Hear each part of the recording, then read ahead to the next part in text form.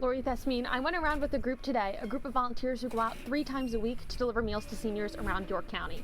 Now, Monday is one of the normal delivery days, but of course we're expecting the snow. So they went out today with an extra meal and a smile to deliver food to seniors ahead of the storm. I think contact, even for a few minutes from volunteers, is extremely important for their well-being. Northeastern Senior Center volunteers are on a mission to deliver food before the snowstorm hits. A mission those they deliver to say they're grateful for. You don't have to worry about stuff. You know, everything it comes to you, and it's great. Normally, Senior Center volunteers deliver meals 3 times a week. But today, they're not just delivering food. Be careful. They're delivering peace of mind.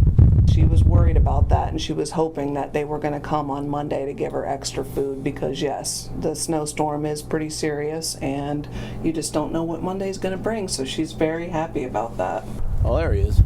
The impact is twofold. Hi, Leroy. Food for seniors during the snowfall and volunteers knowing they're making a difference. It's meaningful for us because of personal experience. I had an aunt who was suffering from macular degeneration, was struggling putting her own meals together, found out about this program, and it enabled her to live on her own just a bit longer.